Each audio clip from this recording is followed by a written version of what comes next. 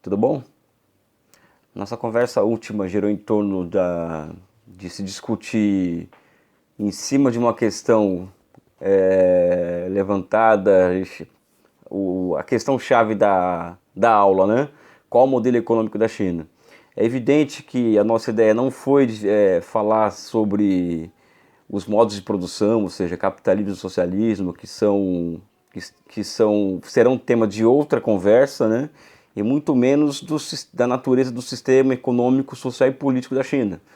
A ideia nossa foi buscar sistematizar uma discussão sobre as diferentes dinâmicas de acumulação executadas pela China nos últimos 40 anos, e não somente as diferentes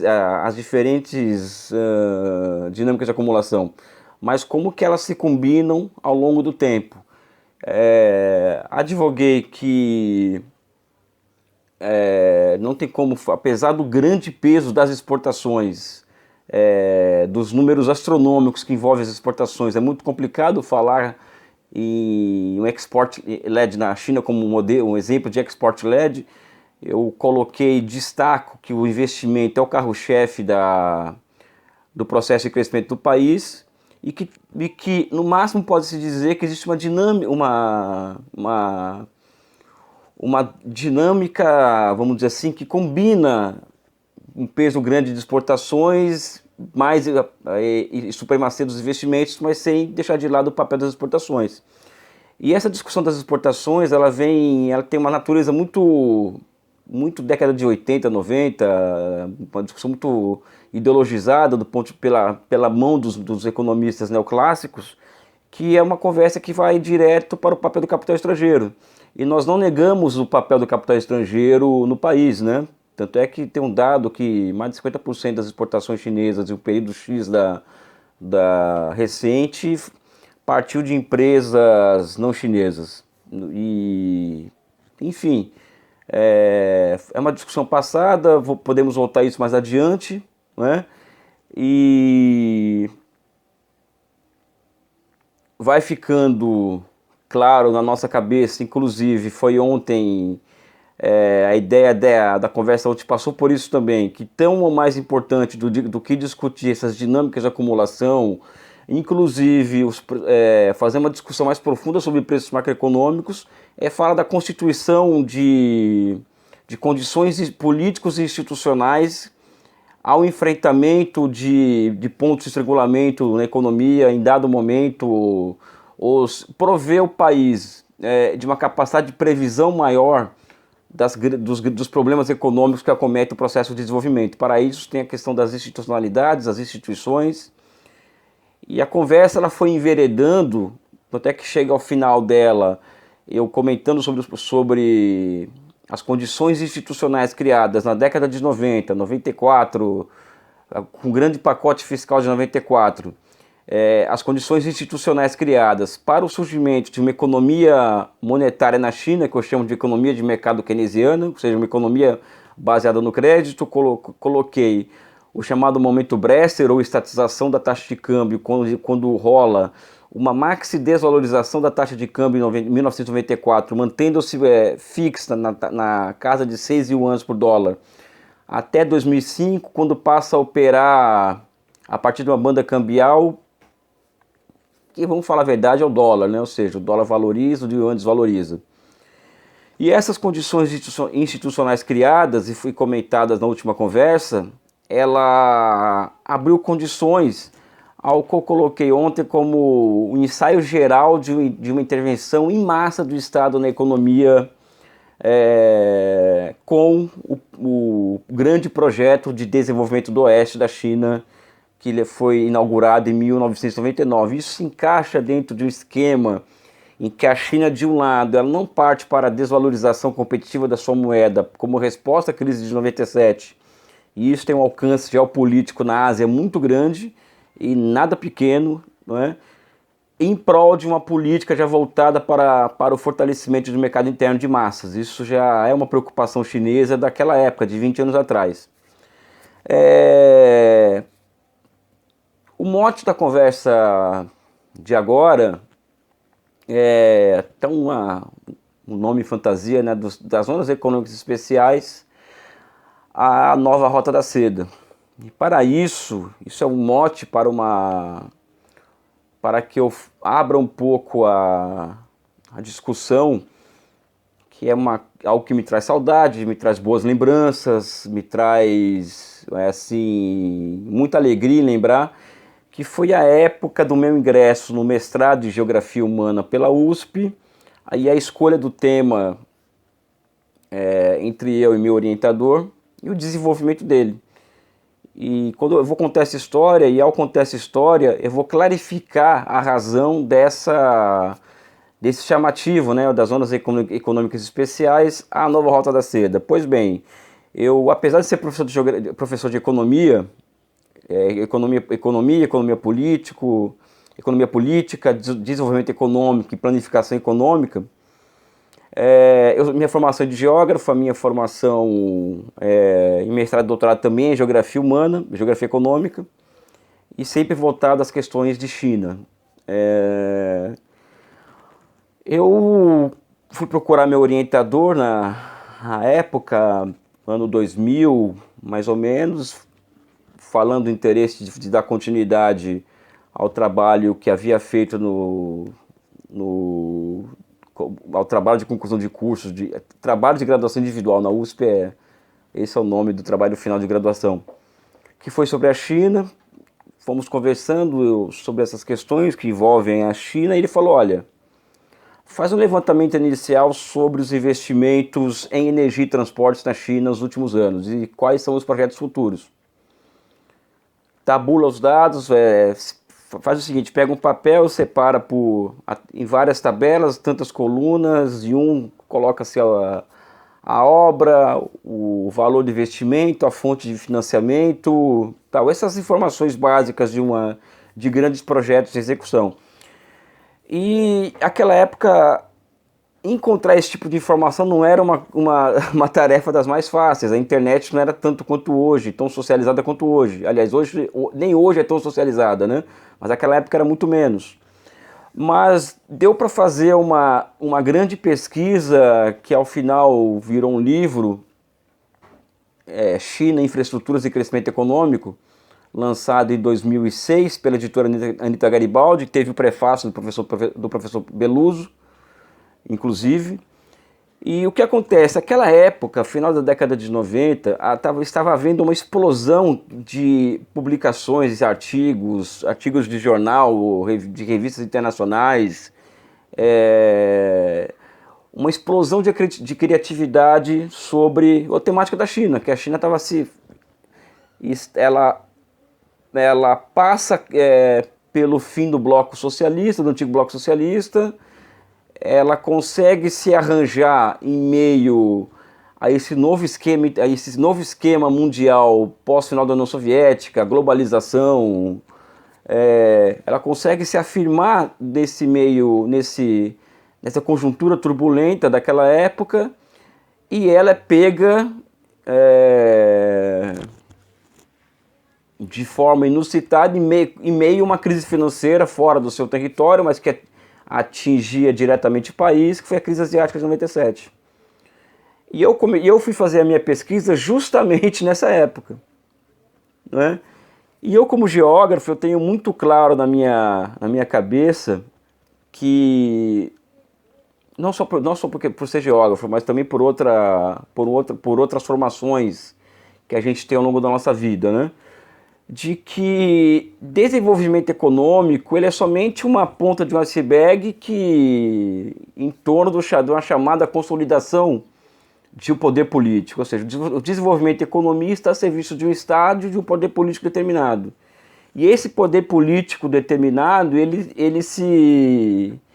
tem no território uma expressão do seu poder de fato, né? E o desenvolvimento, quando ele se dá sobre o território, e a consolidação desse poder político, independente do nome que se dê a ele, de qual que é a natureza ideológica desse poder, a expansão da divisão social do trabalho, ou seja, da especialização mediada pela técnica,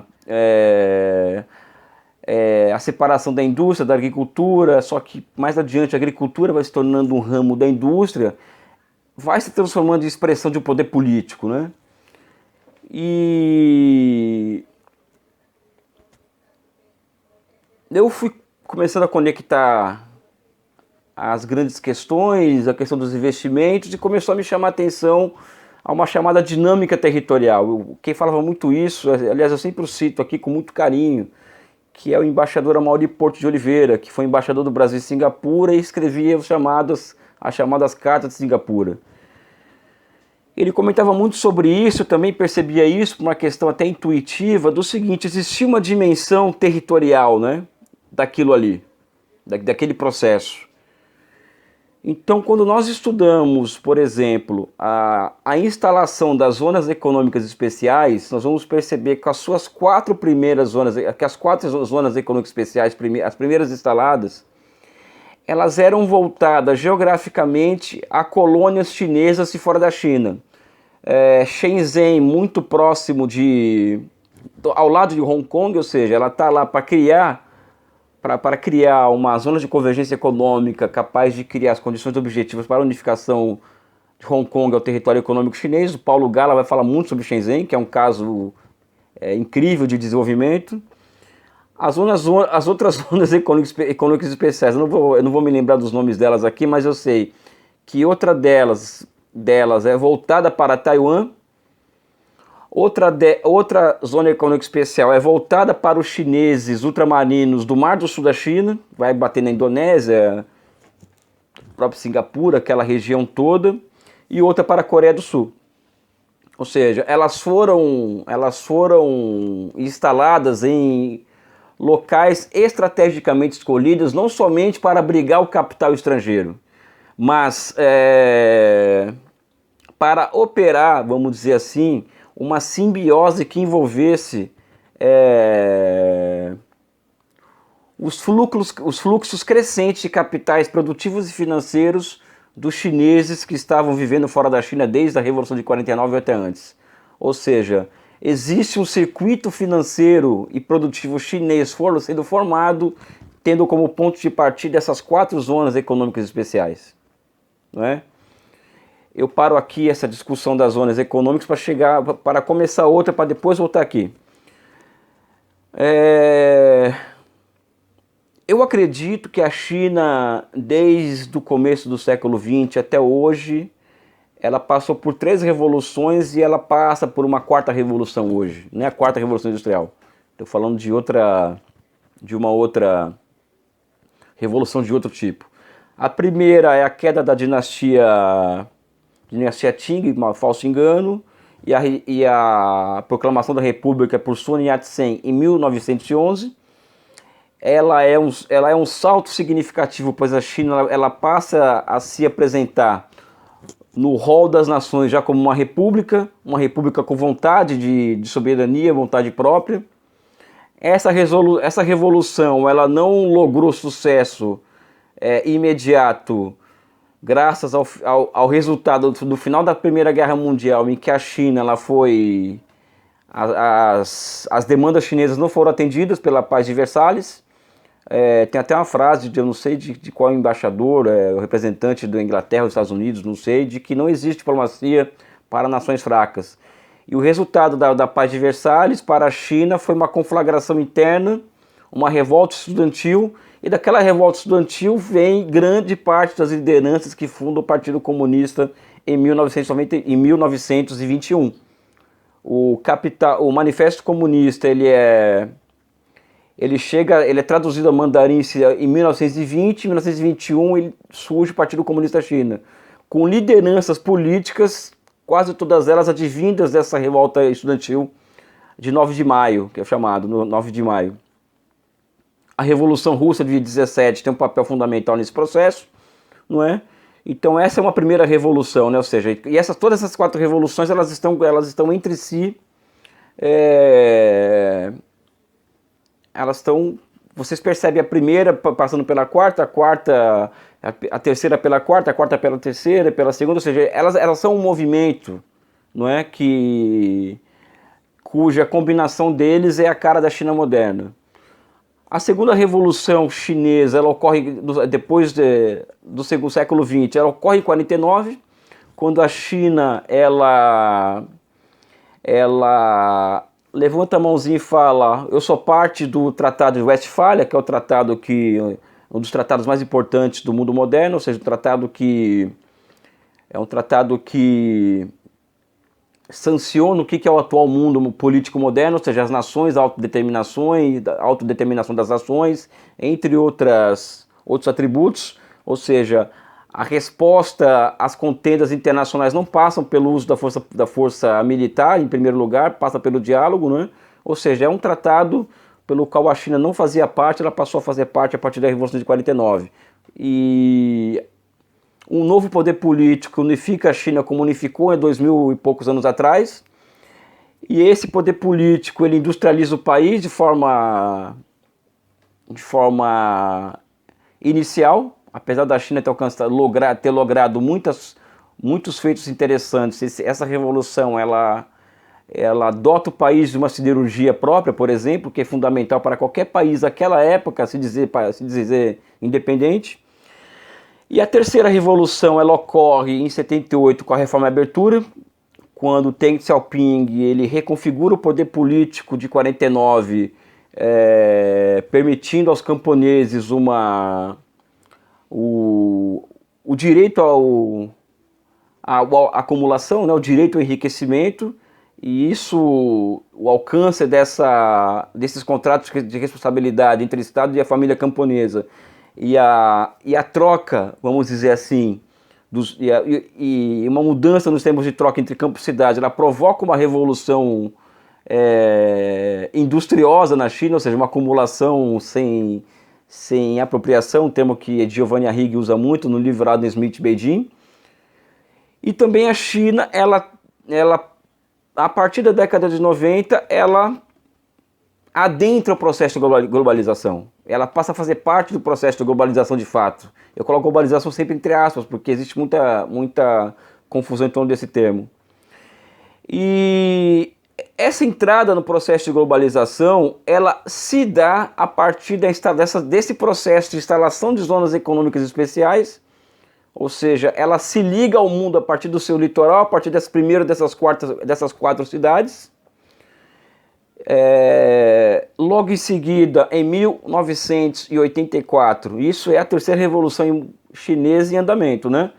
Em 1984, outras 14 cidades do litoral chinês, ela é alçada à condição de zona econômica especial. Em 1987, todo o litoral chinês ele passa a ser uma grande zona econômica especial. Então vocês percebem que a China tem uma prática de tentativa e erro, de experimento, e vai dando certo, ela expande, se der errado ela retrai. Então as zonas econômicas especiais foram uma experiência que foram dando certo, elas foram sendo expandidas aos poucos. Em 1992, todas as cidades de fronteira da China com as antigas repúblicas soviéticas e a Rússia, elas se transformaram em zonas de livre comércio, em zonas econômicas especiais.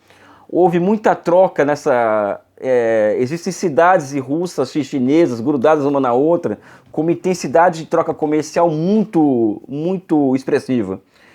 Então foram 52 cidades de fronteira, mais as capitais de província. Em 1993, aí eu acho que é interessante notar, né? Essa é o caminho para a quarta revolução chinesa, que é a que está ocorrendo hoje.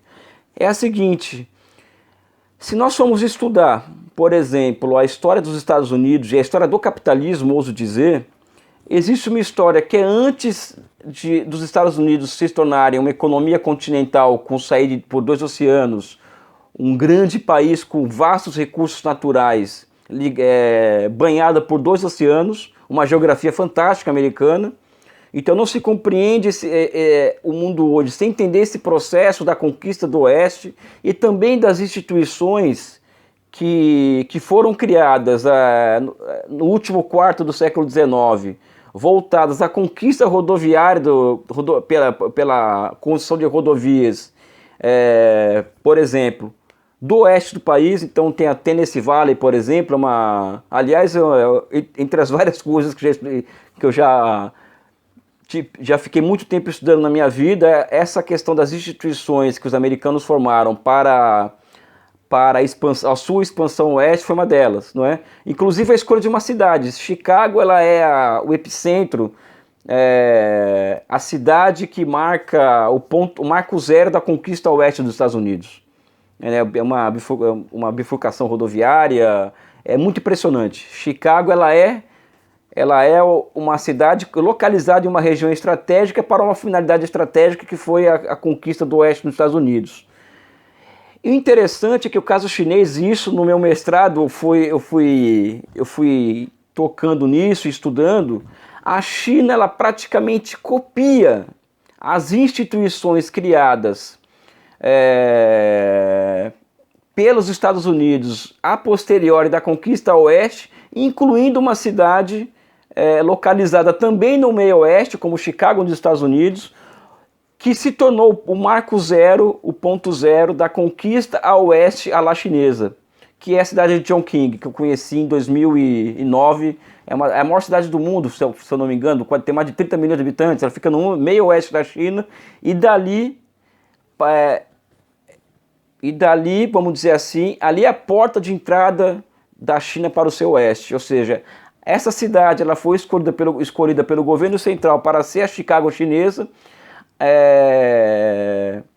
O governo central, inclusive, ele promulgou, vamos dizer assim, ele inaugurou instituições muito parecidas com as instituições americanas surgidas no final do século XIX. Inclusive, quando eu estive na China em 2009, eu conversei com muita gente de Chongqing sobre esse projeto da transformação de Chongqing nesse marco zero, como marco zero da conquista oeste. E a unanimidade é que o então prefeito da cidade, ele estudou tudo sobre isso, né? E essa cidade, em 1993, ela é alçada à condição de municipalidade. Municipalidade são cidades com status especial que são governadas diretamente pelo governo central, como elas são hoje Pequim, Xangai, Tianjin, que é um porto ao lado de Pequim, e Chongqing, que é a quarta municipalidade chinesa. E de lá, a China parte para a sua conquista do oeste. O que isso tem a ver com o mestrado? O que isso tem a ver com a quarta revolução chinesa? Que é a revolução que eu acredito está em andamento. No meu mestrado, a hipótese que eu levantei é de que, além dos investimentos em infraestrutura, energia e transportes, eles serem um instrumento via uma grande política fiscal com fins de minorar os efeitos da crise asiática de 97 via expansão do mercado interno, porque as exportações chinesas caíram muito no final da década de 90. Se vocês forem ver uma tabela das exportações, as exportações caíram no final da década de 90. Então, essa demanda externa que passou a faltar, ela teve que ser compensada com a formação, com o início da formação de mercado interno, de forma que a China ela tenha a sua política gira como um compasso. Quando existe uma crise externa, esse crescimento passa a ser para dentro e depois pode voltar a ser para fora. É evidente que hoje eu não acredito mais nisso, mas essa hipótese foi que eu levantei em 2004, 2005.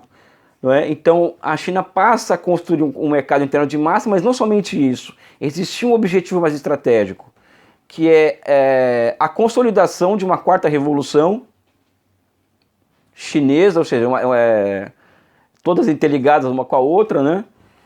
Sendo que essa quarta revolução teria como característica fundamental o quê? A transformação da China em 2030, 2040, isso usando as palavras do embaixador Amaury Porto, em uma economia continental pós-fordista de dimensões continentais.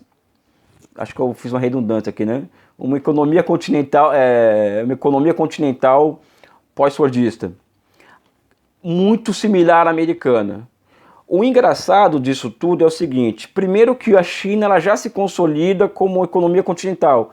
Então aquele fosso litoral interior, hoje ele está quase que não solucionado. Essa contradição regional existe na China muito forte ainda. Agora, se alguém quiser saber, ter uma métrica do que é o crescimento econômico chinês hoje, vai ter que ir para o interior da China. Não para mais para o litoral, como na década de 80 e década de 90. Um exemplo que eu dou basicamente, eu já dei aqui, é que o Xinjiang, que é aquela província de uma minoria étnica uigur, ela era uma zona muito promissora em petróleo e gás natural, mas era só isso.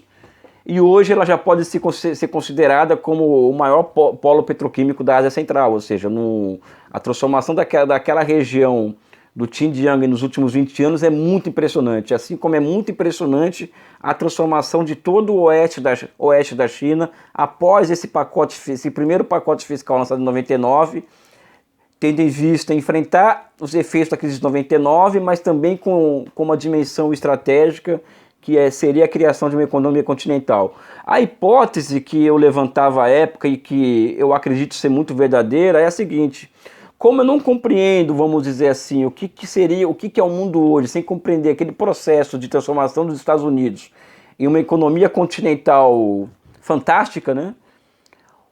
O mundo nunca mais foi o mesmo depois daquilo. O mesmo eu posso dizer hoje, ou seja, a China está em vias de completar a sua quarta revolução nos últimos 110 anos, 115 anos, ou seja, na unificação do seu mercado interno, via grandes ferrovias, a multiplicação de ferrovias na China é uma coisa impressionante, a multiplicação de estradas, os custos de produção de transporte na China, ela vai caindo absurdamente ao longo do tempo, da mesma forma, por exemplo, que alguém que mora a 100 km de Xangai pode sair para trabalhar em Xangai e voltar e passar menos de 2 horas fora entre casa e trabalho e casa, né? Então a velocidade dos transportes ferroviários na China é muito impressionante. E a consolidação do poder político do país, via expansão da divisão social do trabalho, via expansão da economia de mercado, ela passa fundamentalmente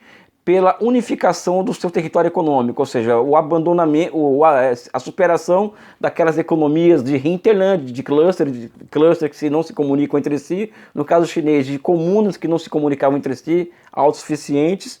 Surge-se o mercados regionais, divisões regionais do trabalho regionais. Isso também é superado a partir da década de 90 e hoje a China já é um mercado único consolidado. Imagine vocês, ao mesmo gosto dos Estados Unidos, o impacto disso que ocorre na China hoje, que é essa quarta revolução, o impacto disso ao mundo é muito impressionante. Ou seja, o mundo não é o mesmo que era há 20 anos atrás, justamente pelo fato da China ter se consolidado como uma economia continental. O paralelo com os Estados Unidos é o mesmo, não é? E além disso, a China, ela acelera a construção de um ambiente político e institucional que a capacita a intervir rapidamente, não somente dentro do seu território, mas também fora do seu território. Não é? Ou seja, essa quarta revolução industrial, essa quarta revolução, desculpa, não industrial, essa quarta revolução chinesa, ela vai transbordando para fora das suas fronteiras. Com o lançamento em 2013 da chamada Nova Rota da Seda, que nada mais é do que um braço externo, um braço produtivo da política externa chinesa. Então, existe uma disputa de slogans, né? Ou seja, Estados Unidos, American First, a China, comunidade de destino compartilhado, a China, ela espalha investimentos produtivos pelo mundo, tendo como epicentro as suas grandes empresas estatais, que elas são reformadas e recriadas e transformadas em potências produtivas no final da década de 90 e começo dos anos 2000, e uma economia monetária, um sistema financeiro de longo prazo simplesmente impressionante. Ou seja, a capacidade que a China tem de intervir no mundo a partir desses dois braços ainda é um caso a ser estudado com muito mais profundidade, não é? Ainda quero agora retornar rapidamente para essa questão do sistema financeiro, não é?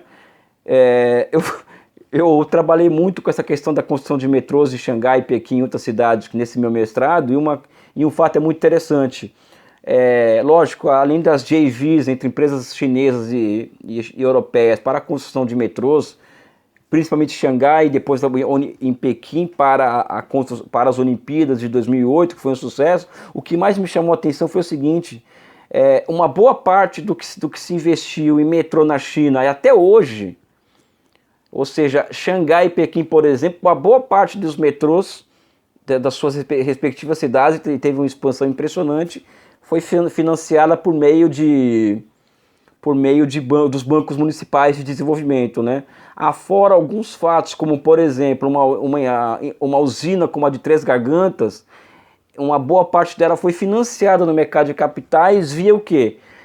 A formação de uma corporação, ou seja, uma concessão estatal do Estado para uma empresa estatal, igualzinha a Petrobras. A Petrobras é uma empresa estatal, até então ela já foi uma empresa, antes de ser privatizada a parte dela, ou agora está sendo fatiada. Ela é uma concessão do Estado para o próprio Estado, ou seja, essa empresa, ao contrário do Estado, ela pode ir ao mercado de capitais, ela pode financiar a parte do mercado de capitais. Muitas obras chinesas, elas foram concebidas e são financiadas nos mesmos moldes institucionais da Petrobras, da Eletrobras, ou seja, concessão de empresa do Estado para empresas estatais. Então surge a corporação para o desenvolvimento do Vale do Rio Yangtze. Essa corporação, ela lança ações na bolsa e essas ações que são vendidas na bolsa, esses bonds, eles ajudam a financiar Três Gargantas. Assim funciona grandes obras na China, né? Os esquemas de financiamento são muito interessantes. Enfim, a conversa foi ótima, né? Eu dei uma viajada aqui no tema do mestrado para dizer que existe uma quarta revolução na China, que essa quarta revolução é a consolidação de uma economia continental impressionante na China, e que essa quarta revolução hoje transborda ao mundo a partir da nova Rota da Seda, que também será um dos temas dessa aula. E assim nós vamos caminhando, ou seja, trocando ideias sobre esse tipo de assunto, ter sempre uma visão de processo histórico para lidar com grandes temas, que acho que essa é uma forma interessante. E eu vou ficar por aqui, a gente vai voltar a conversar logo logo. E um abraço a todos e até mais.